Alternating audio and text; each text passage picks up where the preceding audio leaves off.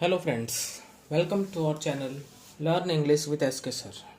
Students, आज हम जो टॉपिक आपके साथ करेंगे उसका नाम है pairs of words often confused. बहुत ही इंटरेस्टिंग टॉपिक है pairs of words often confused. कई बार स्टूडेंट्स कंफ्यूज हो जाते हैं कि कौन सा वर्ड यहाँ पर आना चाहिए। तो आज के वीडियो से आपके कुछ डाउट्स जो हैं वो क्लियर होंगे। तो स्टार्ट करते हैं हमारा आज का topic pairs of words often confused. हमारा जो फर्स्ट क्वेश्चन है आज का वो है, I dash you to finish this job before you go on leave. Option A hope, option B expect. तो स्टूडेंट्स, होप का मतलब भी जो है उम्मीद करना होता है, एक्सपेक्ट का मतलब भी जो है आशा करना होता है, लेकिन यहाँ पर स्टूडेंट्स होप नहीं एक्सपेक्ट यूज होगा। I expect you to finish this job before you go on leave, कि मैं तुमसे ये एक्सपेक्ट करता हूँ कि तुम इस जॉब को फिनिश करोगे जाने से पहले। तो बी ऑप्शन करेक्ट है। अगला है, she is a very dashed lady. A option gentle और बी जेंटिल। वह एक विनम्र महिला है। तो स्टूडेंट्स, यहाँ पर विनम्र के लिए जो वर्ड होता है वो होता है जेंटल। ए ऑप्शन जो है वो करेक्ट है। Next, Tilak said dash is my birth right. Tilak ने कहा स्वतंत्रता मेरा जन्मसिद्ध अधिकार है। तो ए लिबर्टी और बी फ्रीडम। लिबर्टी का मतलब भी आज़ादी, फ्रीडम का मतलब स्वतंत्रता कह देते हैं हम। तो यहाँ पर प्रॉपर जो वर्ड है वो है यहाँ पर फ्रीडम। तिलक ने कहा था freedom is my birth right. B option freedom right है। Now question number 38, she is dash of her shortcomings. उसको अपनी शॉर्ट कमिंग्स के बारे में पता है, वह सचेत है अपनी शॉर्ट कमिंग्स के बारे में। शॉर्ट कमिंग्स होता है कमियां। ए ऑप्शन कॉन्शियस और बी ऑप्शन जो है कॉन्शियस। तो ए ऑप्शन जो कॉन्शियस है वो यहाँ पर करेक्ट है।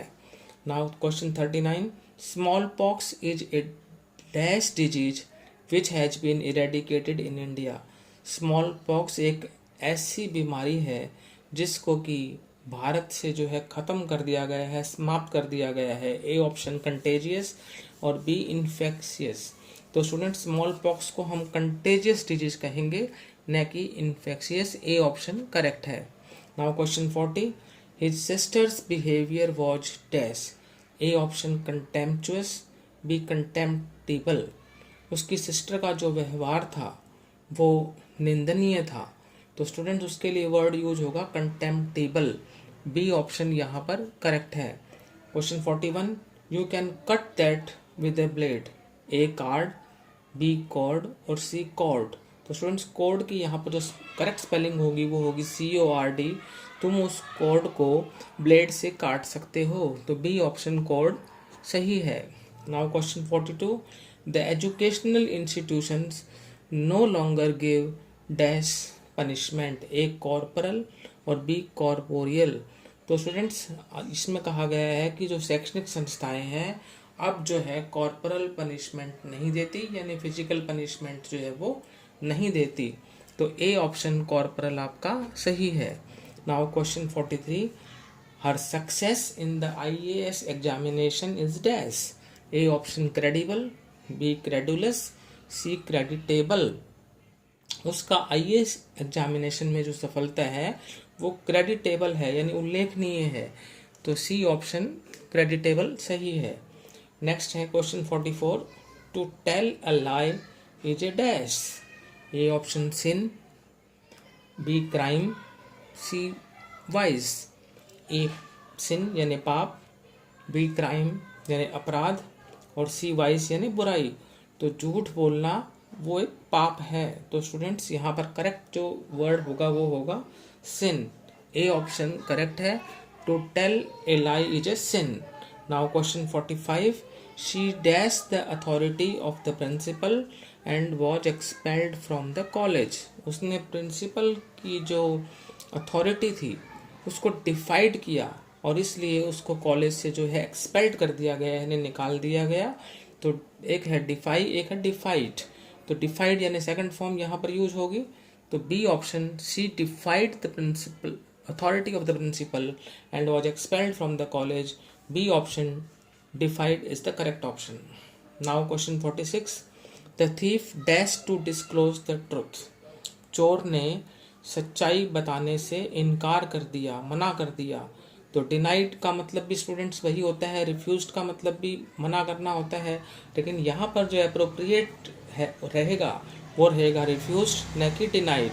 तो बी ऑप्शन रिफ्यूज्ड जो है वो करेक्ट है। The thief refuse to disclose the truth. चोर ने सत्य को बताने से मना कर दिया, तो उसको कहते हैं यहाँ पर हम रिफ्यूज्ड। और वैसे डिनाई जो है वो भी इनकार करना होता है, लेकिन यहाँ पर जो सेंस निकल रही है वो रिफ्यूज्ड की निकल रही है, न कि डिनाइड की। Next question 47, she dash her husband sincerity. वह अपने पति की जो सच्चाई पर संदेह करती है। तो स्टूडेंट्स डाउट का मतलब संदेह और बी का मतलब होता है सस्पेक्ट, शक करना।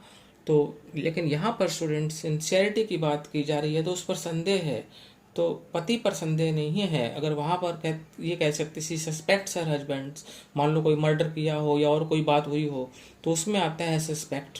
यहाँ पर आता है सिर्फ संदेह सिंसियरिटी पर, तो डाउट्स जो है वो करेक्ट है, ए ऑप्शन राइट है। Now question 48, last year there was a severe dash in the country. पिछले साल जो है देश में भयंकर सूखा पड़ गया। तो ऑप्शन है ए ड्राफ्ट, बी ड्रॉट और सी ड्राउट। तो स्टूडेंट्स जो यहाँ पर जो सूखा यानी अकाल उसकी स्पेलिंग होती है DROUGHT, drought. C option correct है। Now question 49, the police arrested Shankar and his gang for illicit distillation. तो स्टूडेंट्स ए ऑप्शन जो है वो यहाँ पर करेक्ट है, illicit. Now question 50, the moon dash from behind a cloud. चंद्रमा जो है बादलों में से निकला। एक है इमर्स्ड और एक है इमर्ज्ड। ए में इमर्स्ड दे रखा है, बी में इमर्ज्ड। तो इमर्ज्ड का मतलब निकला, बी ऑप्शन करेक्ट है। Now question 51, many Indians dash are settled in Sri Lanka. तो बहुत से भारतीय जो एमिग्रेंट्स हैं वो श्रीलंका में सेटल्ड हैं। तो ए ऑप्शन एमिग्रेंट्स और बी इमिग्रेंट्स। तो स्टूडेंट्स एमिग्रेंट्स आएगा यहाँ पर, ए ऑप्शन करेक्ट है। Many Indian emigrants are settled in Sri Lanka. Now question 52, we went on an dash to Kashmir. A incursion और बी एक्सकर्जन। एक्सकर्जन स्टूडेंट्स एक किस्म से टूर होता है, एक ट्रिप होती है। तो we went on an excursion to Kashmir, B option correct है। Now question 53, real dash is found only in hard work. A option felicity और बी फैसिलिटी। तो स्टूडेंट्स यहाँ पर जो करेक्ट रहेगा वो रहेगा felicity. Real felicity is found only in hard work, A option correct. Now question 54, the poor man had to dash his meals. A forego और B forgo. तो स्टूडेंट्स जो ये फोरगो होता है ये प्रमोशन के लिए होता है, FOREGO, और मील छोड़ने के लिए यहाँ पर होगा वो होगा फॉरगो, FORGO। तो बी ऑप्शन जो है वो यहाँ पर करेक्ट है, the poor man had to forgo his meals. Now question 55, my final year examination dash on 21 April 1988। A begins, B commences. तो मेरे फाइनल ईयर के एग्ज़ाम जो हैं 21 अप्रैल 1988 को शुरू होते हैं। तो उसके लिए स्टूडेंट्स यहाँ पर जो वर्ड यूज होगा वो होगा कमेंसेस। बिगिंस हम यूज़ नहीं करेंगे, कमेंसेस बोलते हैं इसमें। नेक्स्ट है question 56, recently there was a bus dash इन पटना। हाल ही में पटना में एक बस का जो है कोलिजन हुआ, यानी टक्कर हुई।